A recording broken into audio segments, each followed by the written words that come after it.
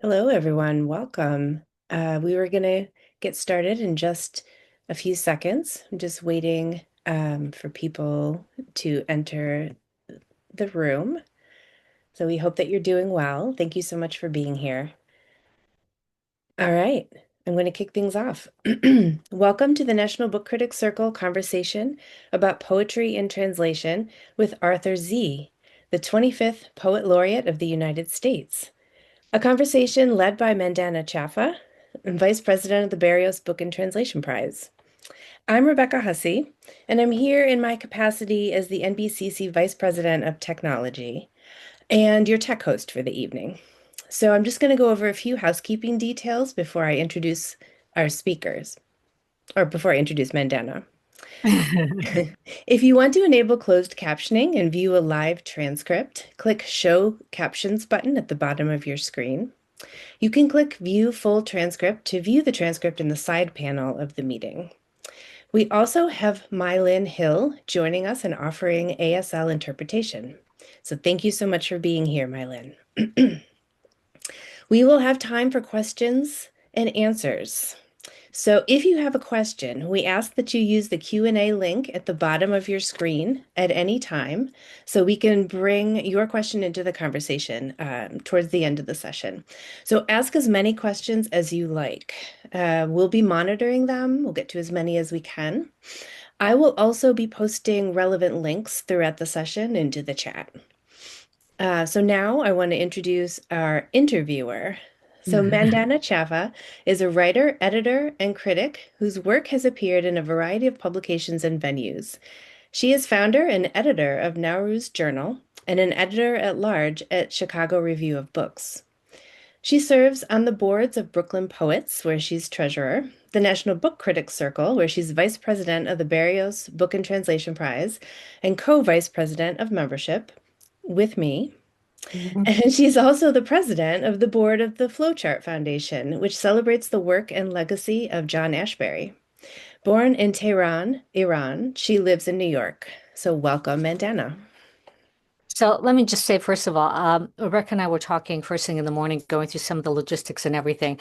I said, Rebecca, why don't you just not give my bio at all? Because after that, I have to introduce Arthur, and everyone will wonder why we even wasted those precious 2 minutes of time.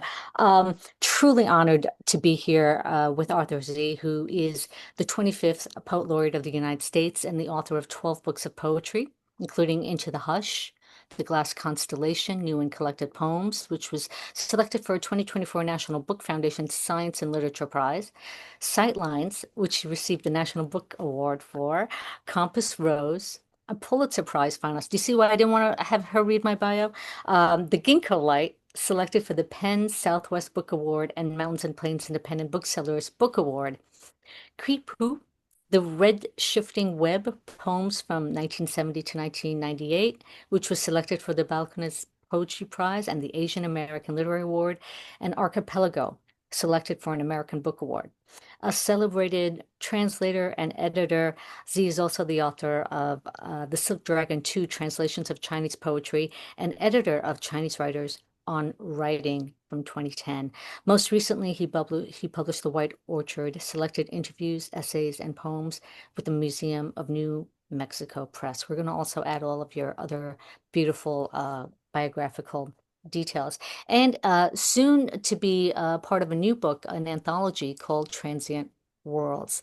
The one thing that isn't in this bio is that I am pretty sure I would lay money on the fact that you're also the first poet laureate that studied at MIT and then ended up becoming poet laureate, which I find exceptionally fascinating. Could we maybe just start with that? How you ended up in from kind of that sort of study into poetry and translation of poetry? Well, like many Asian Americans, I grew up in a family that really advocated for science and engineering, something very safe and professional.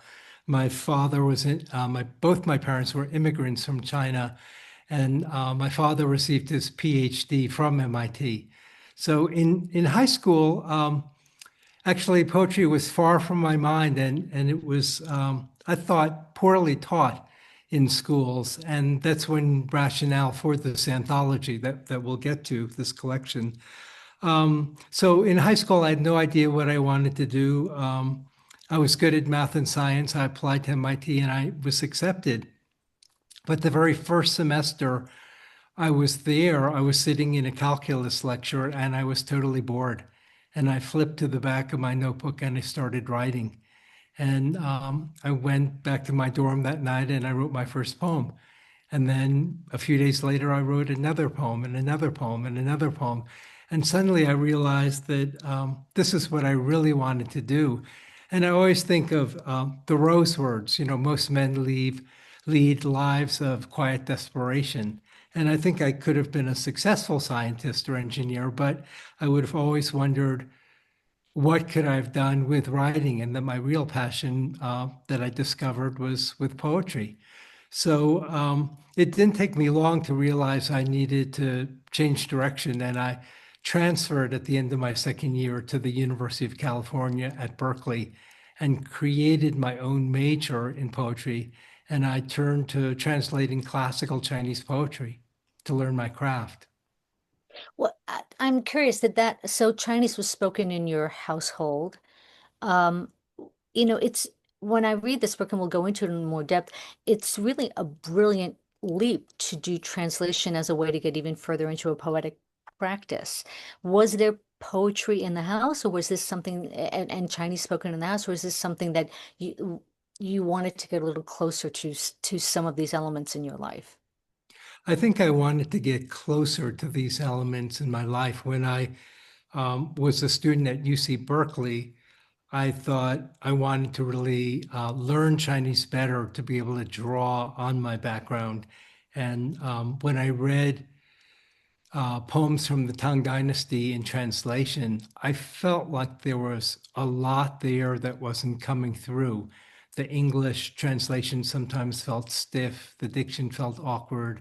And I thought I want to be able to read these classical poems character by character, line by line. And I thought, well, I could translate these poems into English, or at least try, and to use my own contemporary living voice and see if I could make a contribution there.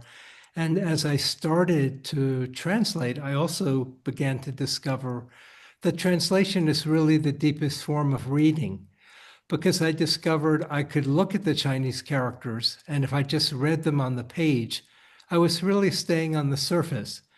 And if I personalized the language, if I wrote out each character stroke by stroke, line by line, as if I were creating the poem, then I felt the language in my body. And then I started to think about, it was a much deeper experience. I got to think about, how did the poet choose this character and then the next one? And how did these characters get juxtaposed? And what was the creative process and the sort of pressure behind the language moving this poem into its shape? And so for me, that was intensely exciting. And I didn't plan it that way, but I ended up really learning my craft through translating classical Chinese poetry into English. This is actually a through line that I think I'm seeing not only in your gorgeous continuation of a career, but in your this project as a poet laureate as well. This idea of close reading and the parallels between, and this is obviously something I've become more aware of given some of the work with the NBCC, but the parallels between close reading a poetic text and then translating, excuse the pun, it's all going to be puns today, translating that into a deeper understanding of translated works is not lost on me.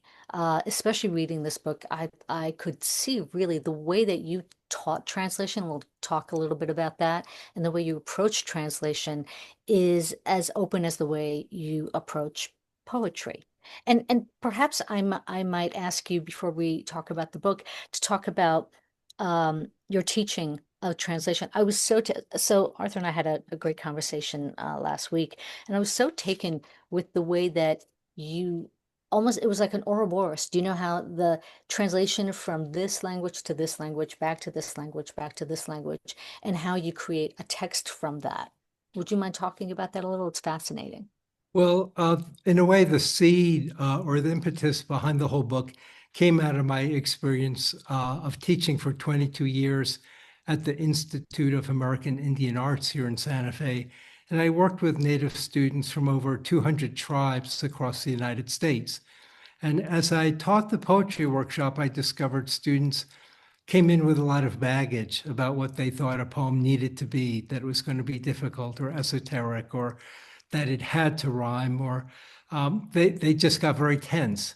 And I started to think about how can I make them play creatively with language to make discoveries they wouldn't otherwise make. Meaning, I didn't want them to just intellectually sit at the table and say, now I'm going to write a poem. I wanted them to have a text they could play and riff off of. And I thought, well, why not? I created a class called the Poetic Image, and I took Native American students through classical Chinese poems, character by character, line by line. And so sometimes I would put out on a whiteboard the characters, clusters of words in English, the sounds, and then I would say, okay, here are 3 different translations of the same poem. And we talk about what we saw as elements that seemed to work or not work. And then I would tell the Native students, okay, now I want you to write your own translation into English. But then if you know your own native language, I want you to take that translation and translate it into your native language. And then think about if that native language translation comes back into English, what are all of those stages? What gets added? What gets diminished?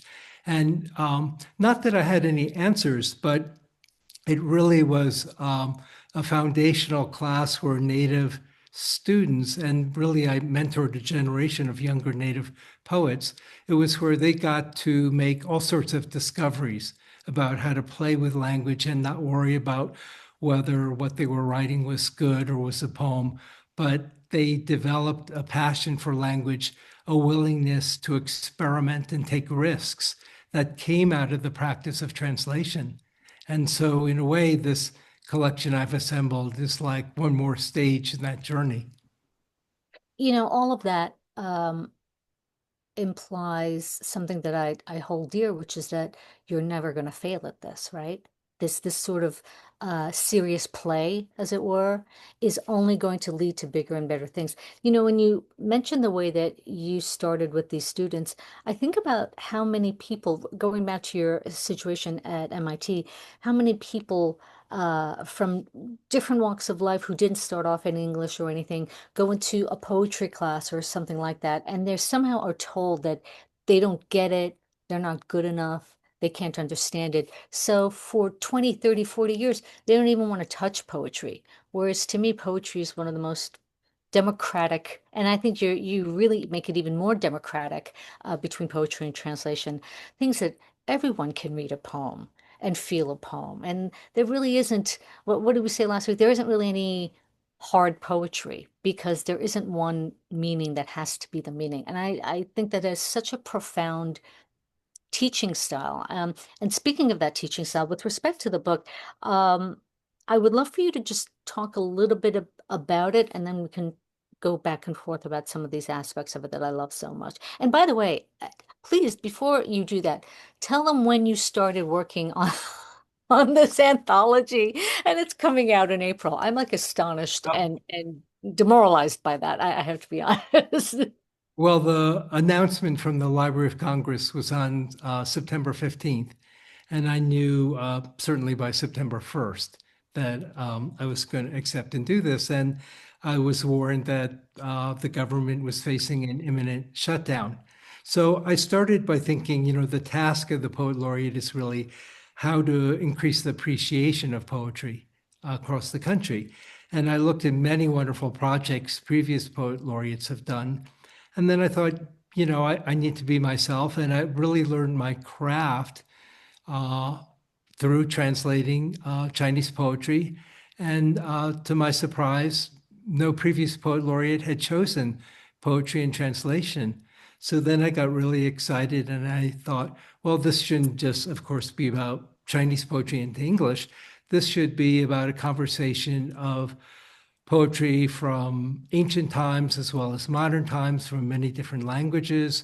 So I selected 23 poems from 13 languages. And I did this in less than 3 months. So you'll be astonished. I worked round the clock. The government was closed, which I turned into advantage. I wasn't getting a whole bunch of emails or having to deal with them. I was thinking, okay, how can I lay out this book and keep going? I have a poem from German, I have a poem from French, a poem from Spanish, a poem from Greek, Hebrew, Arabic, Chinese, Japanese. I wanted to have a native language in there, and actually I ended up with two. The Navajo language has a visual poem in the book, and also Tzoltal, which is a Mayan language, and so that's indigenous to the Americas. And then there was Danish, there was Russian, it really grew from the inside out. I didn't have an idea like, here's the beginning, here's the end.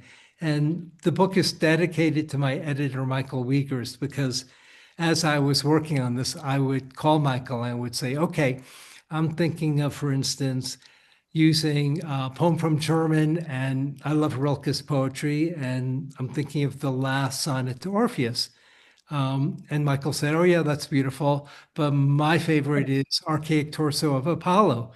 And I would say, okay, let me think about that. And then as I read that poem in different translations, I thought, oh, this is the perfect poem to end the book with, where it's, you must change your life.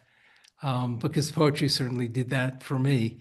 And so stage by stage, the book grew from the inside out. And instead of saying chapter 1, 2, 3, I felt like that implies a kind of progression, like chapter 3 builds on 2, which builds on 1. I wanted to create a nonlinear book. And so I called each section a zone.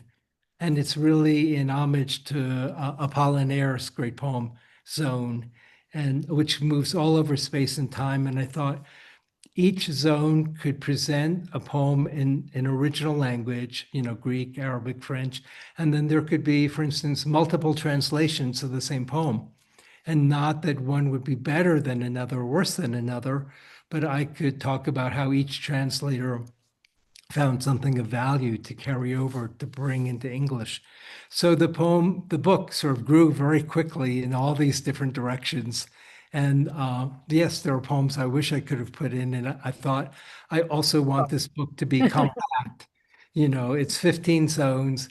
And again, I put it together in less than 3 months. Now, you see, the way you just described it makes it even more incredible that you put it together in 3 months, because you're right that I hope everyone will take a look at this, because what's so amazing is that yes, the zones are kind of their own little sector, but the walls are permeable. So when you read the collection, at least for me, I heard echoes of other zones, even though none of these people were looking at anybody else's work. And I think that had to have been kind of remarkably wonderful for you when you started to see it as a whole. Yes, absolutely. I couldn't have anticipated it. I was trying to just focus on the poem at hand, but as the book grew in the zones, I could see the zones were interpollinating. That certain Oh, I love that discussions word. about one thing would pollinate and enrich the other. So, for instance, I had a poem in Navajo, which is untranslatable. The active translation is a footnote. It's two words. I don't know how to say them in Navajo, so I'm hesitating. Hosho and Hoxo, maybe. And so one is balance, one is imbalance, and they're connected visually and tilted. And I thought, okay, I can write a discussion about the Navajo language and how poetry and text works. But then I thought, well, what would I choose from the French? And I thought, well, the Apollinaire poem is too long. And then I remembered Calligram. He's got these beautiful poems in the shapes of visual objects. And I thought, well, the Falling Rain poem has been done a lot. I should pick a poem in an unusual shape. And then I looked and saw the Carnation poem, and I said, that's it. And that I could write I could show the visual poem, but I could talk about it. And then without overtly, explicitly saying, look at this and look at this, I could separate them across the book, but they would have resonances. So obviously, a reader looking at the Navajo visual poem sections later, getting to the poem in French, would say, oh, I've seen a variation of this. Let me think about what's going on with these two. So again, it sort of grew from the inside out rather than thinking, here's number one, two, three. It was like, here are clusters, let me grow them and let me have a conversation. And in that way, they're democratic too, as you said. Yeah, well, you're making me think visually right now, but it's not a circle, it's a globe. And I don't mean that in terms of countries and borders, in that the interplay is like that. I'd like to talk about one of the things that really throughout the book is that there's a sense of dynamism, that there's no one perfect translation, and that language is a living entity. And I think that's something you and I both hold dear, that, I mentioned to you, I've seen a dozen Hamlets. That doesn't mean no other director should try Hamlet again. And in fact, each one is is is something remarkable on its own. And I really appreciate that what this book does and what your pedagogy around this is, that there's no one perfect translation. That translation is much like a poem. It's kind of like a gerund, right? It's a state of being. It's a state of becoming, perhaps, but it's not finite with an endpoint. And I think that's a relatively new way to look at this. Everyone wants to talk about this is the translation Right, of whatever. right, Would you right. talk a little bit about that? Sure. Yeah, I wanted to work against the idea that there might be a definitive translation. My opinion is translations by their very nature are ephemeral and therefore transient, and hence the title. Because language is always changing, or vocabulary or syntax, the way people speak, the diction is always changing. So at best, it seems to me, a translation can have its moment in time. And there's nothing wrong with that. That can be very beautiful. But I also, for instance, in like the opening section, took the characters to an ancient Chinese poem. And rather than say, here's the translation, I presented three different translations, Including your own. quite different, yes, to show a reader, oh, each translator found something. And here I'm drawing on the etymology of translate, to bring over or carry over, which comes from Old French and earlier from Latin, this idea of what gets carried over from one language to another, and that each translator could see something a little different. And in that zone, I also want to empower the reader. So I invite the reader to make their own translation. And I think that's a really important aspect, that not only is there no definitive translation, but I want the process of translation not to be intimidating. I want a reader to be able to say, I want to try my hand at this. And in another zone, I actually invite the reader to reach out to a family member or teacher or friend, somebody fluent in another language, and I say, make a translation that's a collaboration. It seems to me translation builds bridges, it connects people. My project is called Words Bridging Worlds. So yes, the whole idea of a definitive translation it doesn't exist. Antithetical, right? It's antithetical to that. Yeah. That openness of translation. But the other thing that I really loved is the invitation to co-create meaning, and that's actually what poetry does as well. The a collaboration of meaning at a given point in time. I'm sure you're the same. There's certain poems I read again every single year, and every single year they're different. It's not that the poem is different, it's that I'm different. But it's that it's not transactional. It's a relationship that you build with the language. But um, one of the other parts of this that I think is subtle is that there's no, it's accretions with each translator. There's not a competitiveness of, as you said, this is the definitive one. And I kind of love that translators get to have that opportunity in this. And I will tell you for myself, reading this, I was like, I should not be so afraid. I should maybe try to do a translation. It doesn't have to be a good one, and it probably won't be a good one. But that invitation is so clear. And so many books invite people to write a poem. Try this haiku, try this sestina, try whatever. This is the first experience I've had on a personal level with someone saying the same thing of, hey, why don't you try to do a translation? Mhm. And I really hope everybody tries to do that. I know I'm going to try to do that this year. I won't share it with you because it'll be terrible, but I will try to do it regardless. Um, do you speak, I know this comes out of nowhere, but do you read, write, translate in other languages? I've learned enough Spanish so I can read Neruda and Lorca in Spanish. My pronunciation isn't very good, but I can go through a Spanish text. And I had 4 years of French in high school, which so it's very limited. But so I have a glimmering of Spanish and French. And I liked to use the Sinclair translation of Dante years ago, which is in prose, which is heresy, right? That you're using prose to translate his terza rima. But knowing some Spanish and French, I could get a sense of how the Italian words were moving syntactically and what some key words were and phrases. And so I do what I can. I guess that's the best way to put it. Well, yes, I think that's great. This morning when I was again looking at these notes again, I was thinking so much about how much possibility you see in language and in people and their abilities. And I was thinking about the Emily Dickinson poem, I Dwell in Possibility, A Fairer House Than Prose. And boy, I think that that's something you're really accomplishing with not only your life, but with this particular book. I mean, this is only the start of what you're doing. Um, it's also a linear, not only in thought, but in time. Was that a purposeful decision in terms of the collection?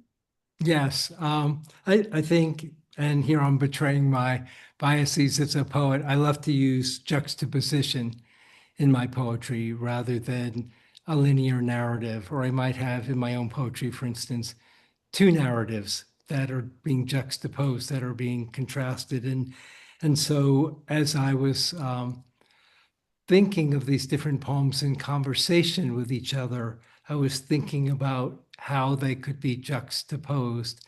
And again, from the inside out. So I didn't know where the beginning was, where the ending was. But I had a sense that, for instance, I didn't want the two Chinese sections to be consecutive. They were too close to each other. I wanted this idea of having exposure to one, going to another place and time, and then coming back. This idea of I'm being a Taoist here. The Lao Tzu says to travel far is to return. The idea is to go out and then come circle back. And so there are two sections with Greek. And I don't read any Greek, but I love the four translations from Greek. And just for fun, there are Mary Barnard, Ann Carson, Jim Powell, and Guy Davenport. And they're very different. And again, not knowing Greek, I could still talk about the translations and things I admire in each of the translations. And then I have the section from Homer. And that's an unusual section because I have a passage from the Iliad that's one of my favorite passages. It's this fantastic Homeric simile where the Trojan soldiers are on the plain at night. They're going to be battling the Greeks in the morning. No one knows who's going to live or who's going to die. And this image of the fires on the plane then gets inverted. So it's like looking up at stars in the sky, and then it's like looking back on the earth. It's really magnificent. And I picked the Robert Fagel's translation. And here's how it was collaborative with my editor, Michael Wiekers. I called him and I said, Michael, I've done in other sections 3 different translations or 4 or 2 of the same poem. I don't want to do that with this. I'm sort of struggling with what can I do that takes translation to a different level. And he said, "Well, are you familiar with Alice Oswald's book Memorial?" And I wasn't. So this was a lucky find for me. This was a discovery. And I looked at Alice's book, and she takes the names of Greek warriors who are killed in the Iliad, and then she uses Homeric techniques to create a whole book, inventing their sort of life and filling them out using oral tradition.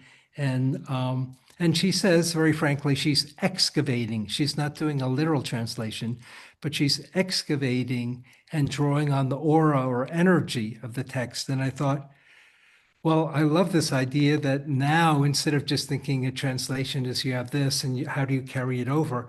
What if translation is poetic source material to excavate, to energize, to create and transform? So in that zone, I've got the passage from the Iliad and then the opening to Alice Oswald's poem saying, here a source text can be the energy that you use to transform and create, and that also can be seen as a large sense of translation. And when I did that, I thought this cannot be at the beginning of the book, right? This has to be toward the center. So that's how I started to then figure out where things could be. And then when I had the Rilke poem, Archaic Torso of Apollo, where Apollo comes into a sculpture, animates it and turns the viewer who looking at a sculpture, that gets subverted. He tells the viewer, you must change your life. I thought, what a fantastic reversal and surprise and powerful poem of Rilke's. I thought that should be the end. So it sort of, again, through stages grew. I love what you said about Oswald's poem. You called it an act of reclamation. And I also like how it rhymes with declamation. So I mean that all of that together, that again, those are some of these incredible connective tissue of what are supposed to be somewhat separate from each other. We talked a little bit about poetry as divination because that's something I grew up with. And it's very, very, as I said, for regular people who might not even have been, um, you know, able to read and write, they could still recite poetry. And I really appreciate how you're doing it with this as well. Um, I want to talk before I open it up. We have so many questions that I would love to turn to because I'm sure they're going to be far better than mine. I would love to talk a little bit about what else. I feel really bad saying, what else are you going to do now that you've done this within the first 3 months of your poet laureateship? But some of the other things you'd like to do, because honestly, I reading this book. Again, I didn't think of it as a destination. I felt like it was the first step of a much longer journey that you want to take with your laureateship. So perhaps you might want to talk about that. Sure. It really is the first stage. So on December, I'm trying to think, 8th or 9th, I may have the date wrong, I did a poetry translation session with Kimiko Han, the State Poet Laureate of New York, at Queens College. And we read poems and translations and talked about how poetry is inspired by translations and different forms. She's working on a Zuihitsu anthology. It's a Japanese form of poetry that a lot of poems are being written now in English, and she's trying to make clear what the tradition is and give it some rigor. And so that was a lot of fun. And then as part of that visit, I did a poetry translation workshop with undergraduates and also with graduate students. And it was very, very exciting to have students come in, and I gave them a handout, which was basically Zone 1, the characters to a classical Chinese poem by Tao Chen. And I walked them through the poem. I didn't show them the translations in English because with only an hour or so, I thought I didn't want to influence them too much about what their own translation would be. So I just presented the characters and talked about the poem, and they made their own translations and they read them and we talked about them. And that was really wonderful. And then just this last week, I thought, okay, let me try it on a different audience, actually two different audiences. I went to the Institute of American Indian Arts, and I took the same zone, and I had 15 students, about 2/3 of them were native, and I said, translate this into English. And they came up with wildly different translations, but they were very excited about it. And the third poetry translation workshop I did, um, was with people in the community. A local bookstore, independent bookstore, sent out a mail, an announcement, and 15, actually 20 people signed up. And I thought, oh, maybe some people won't come, so I'll accept all 20. I really wanted 15. And in fact, everyone came, and in fact, a few more people heard about it. And I said, well, we can't turn anyone away. So I think we had 21 people in that, and they also made translations. And the only complaint the bookstore owner said to me was, Arthur, everyone loved it. This should have been at least 2 hours, not 1 hour. Everyone, it was too short. People were totally excited about it. So what I'm hoping is this book can be like the basis of, it can go into classrooms in high schools, colleges, communities. Somebody can just read it. You could backpack, into the wilderness, and you could open it up and look at in the appendix, the crib for a poem, and make your own translation. I feel like the book can go in many ways. So it's one thing to create the book, and now the next stage is to let it find its way through the world and see what happens. I love what you said about backpacking. I'm thinking a little bit about Walden Pond and you know how he went there to write. And I think people could take this book and you combine what you've done with what Adam Limon has done. Take this book into nature, I think would be a pretty Mhm. exciting a pretty exciting thing to do. Um, so what I'm going to do, we will not have time for all the questions, but I'll get us started on a few questions, which are all of them are terrific though, and then maybe we'll end with you reading one of the poems from the collection. I am I'm struggling against my own desire to make this as comprehensive as possible, even though you and I are talking about the fact that everything is just a step and more will come after the fact. So this is a really good question. Do you think knowledge or fluency of the language is necessary? For example, if a poet is translating Spanish to English, is a certain level of Spanish necessary?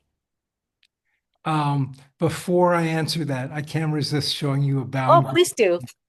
So it's small. It's like 5 by 7. The idea is it's pocket size.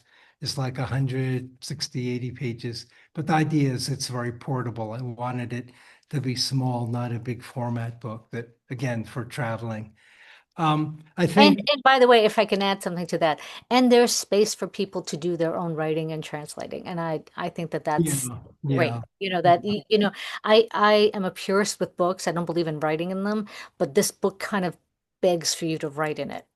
I don't know if I can. I'll just have to buy two Good. and Okay. write in one of them and leave the other one pristine. But yes, go right ahead. I think to return to the question, knowing another language is obviously helpful. And my idea, my hope is that it makes people want to learn other languages. Ultimately, English is enriched by, it's a composite language. It's enriched over time by waves of other languages coming into English. And so let's take Spanish and English. If you don't know any Spanish, then what do you do with the sounds? And Mm. for instance, the poem by Pablo Neruda that I chose, Solo la Muerte, Nothing But Death, with two translations, Robert Bly and Donald Walsh, are very, very different. But if you don't have the language, you can't hear it. So um, having a sense of the language is important. That's why I have the section about collaborating. Reach out to someone. There's always someone who knows the language better than you do. That's what I think. I mean, I've spent decades reading classical Chinese poetry, and I love talking to other people who can read those poems because I always feel like I have so much to learn from them. My Chinese is rudimentary. I always have more to learn. But again, the sort of complicated answer is I think you can do a translation even if you don't know the other language. You need to have, just like writing your own poem, imagination, an attention to sound and rhythm, and a command of language, and emotional pressure, power behind the language. All the things you need as a poet, you also need as a translator. And if you don't know any Spanish, Maybe you start by looking at existing translations then, or more importantly, you reach out to a native speaker who can say the poem, then you start to hear it and you get the rhythm, or when Neruda has a scuro, a scuro, a scuro, dark, dark, dark. The vowel sounds are so powerful in the Spanish, and the English feels so different. And I'm making an aside, but when I was at the Library of Congress visiting, they played for me a recording of Pablo Neruda reading Las Alturas de Machu Picchu, the heights of Machu Picchu. And I was stunned by how he leaned on his vowel sounds. I didn't expect that, even being able to read some of the Spanish in the text. That pressure behind the vowels made me think, oh, that would influence how I would make a translation. So again, you can start anywhere, but I think the key thing is you reach out. You have to be hungry. You find somebody who speaks the language, who can tell you more about the poem, and even if you read that language and know it, you still meet with someone else and talk to them because you discover things in the conversation. I love something you're saying here that you know how much it matters to me is this oral tradition of poetry. And I really appreciate how you've underscored that. There's a lot of places online where you can hear the authors themselves, the poets themselves, including your own beautiful poetry read aloud. And there is something so intimate about somebody else's voice sharing the word in your ear. I mean, it's exceptionally intimate. And reading it on a page is great, but it isn't, it's not the entirety of it. And I think that's another thing you do with this entire small, thin, carried in your pocket collection is that you're also talking about poetry as something for the senses Yes, rather than absolutely. something on the Absolutely. page. So I've that answer really encompasses all of that. Um, so everybody, I have to say how many people are just saying how wonderful they think you are, and you are. Um, so there's a great question about your own poetry. You do often weave together disparate images and moments. How do you know when those juxtapositions are working? Ooh, that's a great question. That's a great question. I'd like to hear the answer to that question too, Um, as a writer. I think my creative process is to basically make a mess of things. It's changed over time, and so this may be a long answer, but I think it's worth sort of looking at the field of the process of creation because many of my best poems come when I sort of lose my way, when I don't know what's going on, when it's slightly scary.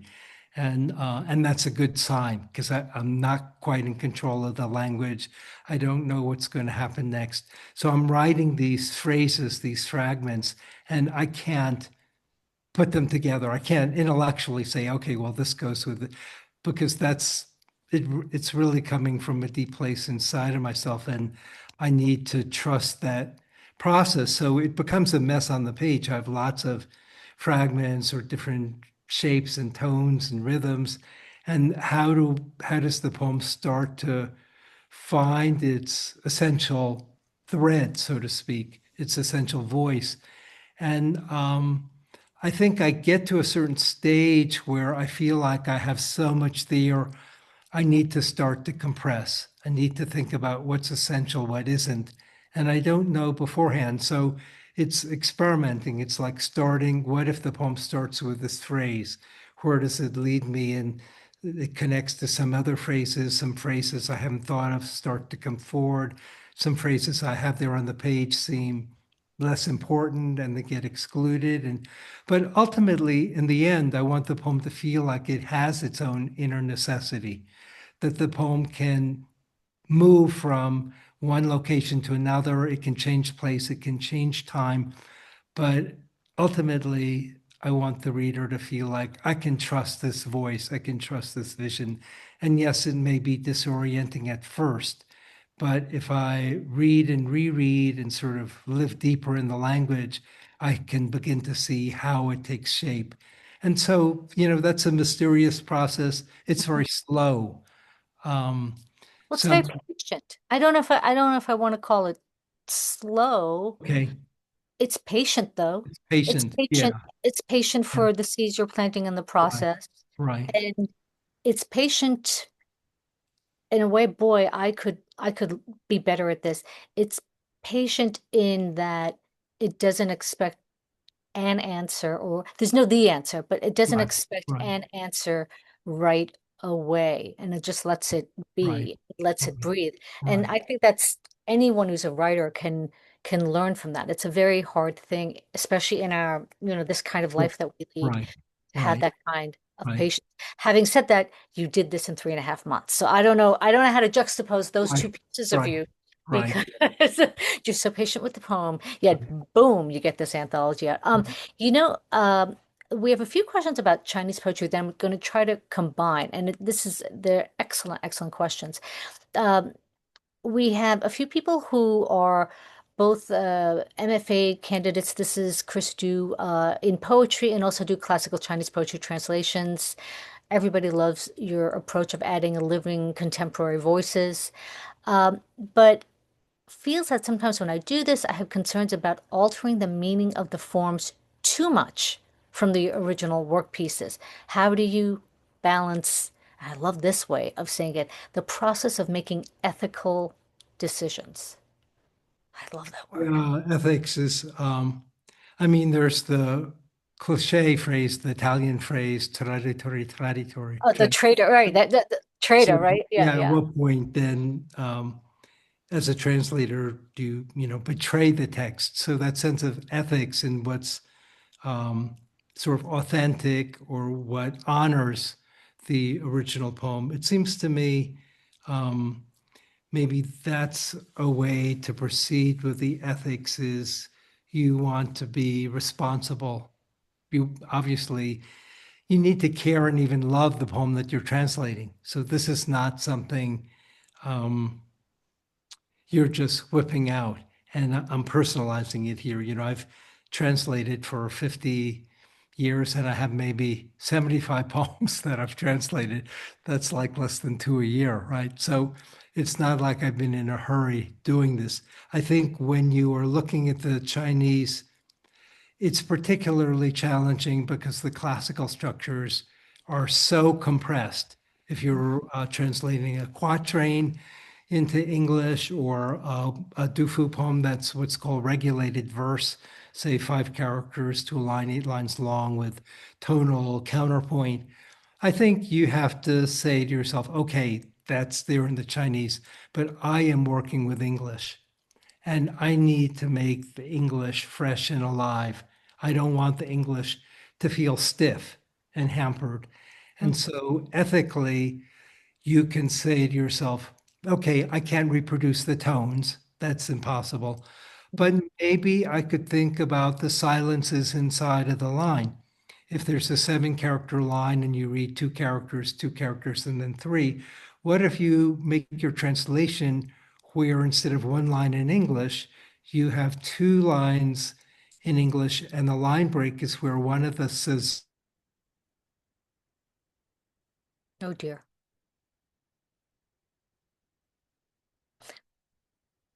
Mylin, was that the sign for? We're going to give it a second for Arthur.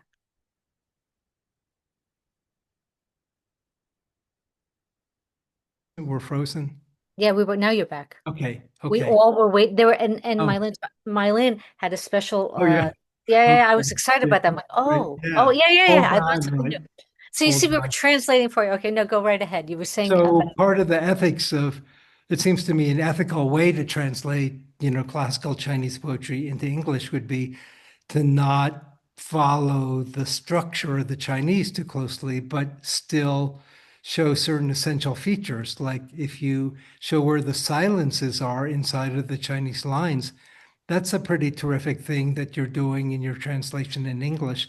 And that means, in a way, you're paying attention to sound and rhythm and the musicality of the poem in the Chinese. You're not trying to copy it, but you would actually be showing an English reader or making an English reader experience where those pauses are. That's a very ethical way to transpose, to translate. And then you're using your own sort of fresh language. that's just one instance. This is interesting because it also answers another question that was that asked, do you focus on form as opposed to content? If the stanza is 3 lines, do I need 3 lines in my translation? And you're basically saying not necessarily. That's right. That's Yeah, right. again, you're speaking to the spirit of it. What's so interesting about in this particular book and in general is that we're also looking at the directionality of language. You know, characters that go down, right to left, left to right. And that is something that's very interesting. And I think that changes the dynamic of the language. I think about language going this way and that way. And there's the friction of them meeting in the middle. So I appreciate the way you do visual poetry here because it's poetry that is experienced with all the senses, including just the cortex, the visual cortex. I don't mean in terms of understanding the word, but the visual cortex is an artistic element to this. And in fact, I had read that when you were first starting to do your translations in Chinese, you would kind of painstakingly do the forms, the calligraphy of it. And that had to be kind of a very, again, I use the word intimate, but kind of a tender experience of literally making the pictographs as a way to understand the language in a deeper way for yourself. Yes, absolutely. I found that if I was just reading the Chinese characters on the page, I was somehow outside of the poem and I had difficulty translating them. But if I personalize the language, if in my own awkward, rudimentary handwriting, and I wrote out each Chinese character stroke by stroke, I was really slowing the process down. And then, Chinese characters have in the classical language like a radical, a root element, an essential feature, like all the kinds of trees have tree in it. And if I was sort of writing that out in its particular stroke order and direction, I would be thinking, okay, how did this come about? And then this one. And for instance, in a famous Du Fu poem, um, the opening two characters are Shaggy and Craggy, and they both have a mountain radical. So as I was writing them out, and I was like 20, I was a student at Berkeley, I was fascinated with like, wow, how did he could have just had Shaggy, that would have been it. But no, he chose Shaggy, and he visually emphasized, he repeated it with Craggy. He didn't have to do that, but he wanted that sense of the mountain, the visual character there in the poem. It was a form of insistence. He and then he didn't say what it was that was shaggy or craggy, because there's this caesura, and then you get clouds in the west. And I thought, oh, this is so thrilling. If I was just reading it on the page, I would have totally missed it. But writing it out by hand, feeling it in my own body, personalizing it, I could suddenly, it was like, oh, I get it. It's like revelation after revelation. It's like, oh, he wanted to create this sensation physically of this nebulous thing and not let the reader know exactly what it was for a second till the clouds, till the noun came. And it was like, oh, I am reading, I am experiencing the poem on such a more intimate level. And to me, it was just so exciting when that happened. And that's when he said, the heck with MIT. I'm not going to be, Yeah, right. I'll be an engineer of words. I don't need to be an engineer of things. I will engineer which actually you kind of are an engineer in a different realm. Yeah, I would yeah. suggest. There was one gentleman, I just thought this might be interesting for everyone, who taught law at Wuhan University decades ago, and obviously encountered Chinese poetry there. You gotta love the law and we like all of this, these juxtapositions. The question is, what modern contemporary Chinese poets would you recommend, whether or not they're in English translation, but certainly it would be great if it were in English translation. Do you have anyone you like? I don't want to put you on the Uh, spot because then, contemporary Chinese poets. yeah, yeah. Um, well, I'll name three. Xi Chuan, who's in Beijing, Wang Jiaxin, who's in New York City, and Yang Lian, who's in Berlin. There's the whole Chinese diaspora going on. And they're very, very different poets, but I admire their each of their poetries. Yeah.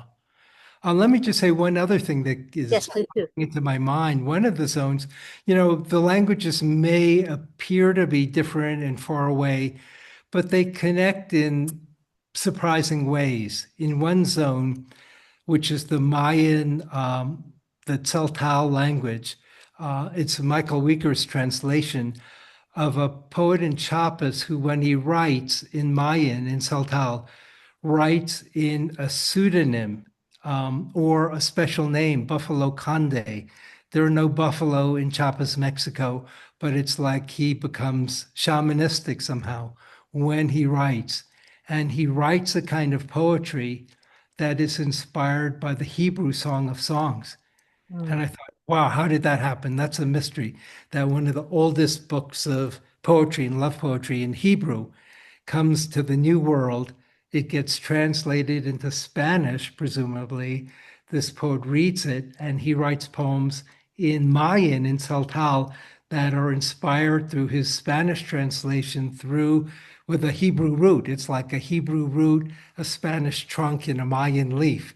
To me, it's like there are these amazing connections and discoveries that happened for me in assembling the book, and it made me in a wonderful way, feel viscerally how all languages are connected. Um, it's certainly for a lot of reasons a very dark time right now, and there's so much illumination in that one anecdote that you shared. This idea of a shared humanity. Even if we don't share the same language, it's still a shared humanity. And I find that personally very touching, certainly at this moment. I will tell you, there's so much thankfulness for you and the amount of time you've given us. And I will say that a lot of people would love to see you or wherever they are and wherever you are with respect to this book. So I know the wonderful folks at Copper Canyon, whom we love, are probably going to put some of that on their website as far as where you might be with this book and other related projects because people want to come see you, Arthur. Not in a threatening way, but they want to come see you and shake your hand and say thank you. Um, we are almost near the end of it, and I am really sorry for the questions we can't answer. I'm really sorry for the questions I still want to have ask you as well. But I was thinking, if you wouldn't mind, one of the poems uh, that is in the book, and is also the poem that you read when we were at your inauguration in December, your rescheduled inauguration called appropriately Library of Congress. And I think it's absolutely beautiful. And I would love to end with that if you don't mind. And but before that, let me again just say thank you, thank you, thank you so much for this incredibly generous, and just a phenomenal hour with you. I am personally so grateful, but we're all so grateful that you've joined us. But go ahead, Arthur. Thank you so much for inviting me. And here's the poem, Library of Congress. You peer down a lit corridor on the fifth tier of stacks, where a million books breathe on shelves. Here's a book on neutrinos captured in Antarctica. Here's another on solar flares. A curator displays a book in vase script and points to a triangle with two dots. You wonder if you are looking at a pregnant woman, an enslaved man, or a human ear. You pull a book off a shelf and opening it here, del aire al aire como, then snap it shut. The air hums with honeybees. A second curator points at glittering gold script. Though you can't divine a word, you guess Farsi and dive into the marlin blue depth of the page. A third curator shows you Xinyuan, woodblock printed on mulberry paper, and as you read, a distant mind leaves the earth around it. You smell daylilies in a courtyard and know you may caravan to Timbuktu, but there's no pear blossom end to what's within reach. Shishif. Mm. That's my little bit of Chinese. That's all I know. But thank you. It's a good thing to know. Thank you so much, Arthur. We very Thank much you. appreciate your time. Thank you.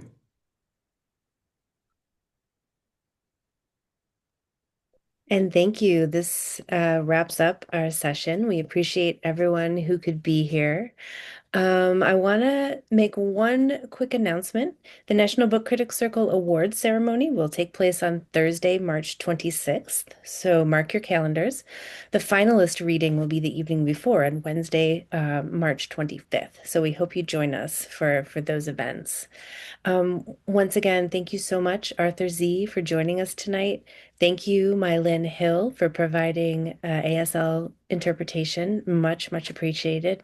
And thank you so much, Mandana, for organizing this interview and asking such wonderful questions. We really, really are so grateful. So Thank you. thank you to all the participants, and I hope you all have a good night. And there will be a recording, everyone. Thank you. Good night. Thank Good you. night. Bye, Thank everyone. you.